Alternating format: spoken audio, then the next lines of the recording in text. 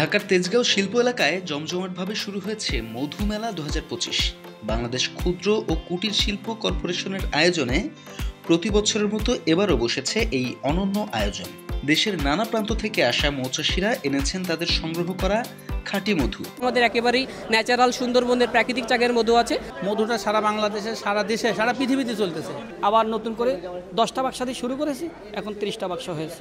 আমরা নিজস্ব খামারের কাছ থেকে মধু সংগ্রহ করে নিজেরা প্রসেসিং করে ল্যাবে টেস্ট করে তারপরে বাজারজাত করি। অনেক ফুলের মধু অ্যাভেলেবেল আছে, কালোজিরা ফুলের মধু, লিচু ফুলের মধু, সরিষা ফুলের মধু, ধনিয়া ফুলের মধু। সরিষা ফুলের সোনালী মধু, লিচু ফুলের সুবাসিত মধু, কালোজিরা, বনফুল আর পাহাড়ি অঞ্চলের নানা স্বাদের মধু। প্রতিটি স্টল যেন ভরে আছে প্রকৃতির মিষ্টি উপহারে। মধু শুধু খাবার নয়, এটি প্রকৃতির আশীর্বাদ।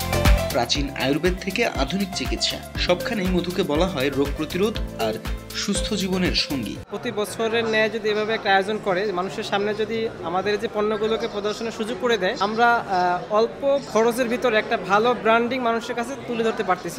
যারা মধুর সেল করে তাদের আসার কারণে একটা গ্রাহক যখন আসবে তখন সে দেখে চেক করে ভালো যেটা সেটা নিতে পারবে। এই মেলায় আগত দর্শনার্থীরা শুধু মধুর স্বাদ নিচ্ছেন না, সাথে শিখছেন মৌমাছি পালন, প্রাকৃতিক পরাগায়ন আর পরিবেশ সংরক্ষণে মৌচাষের গুরুত্ব।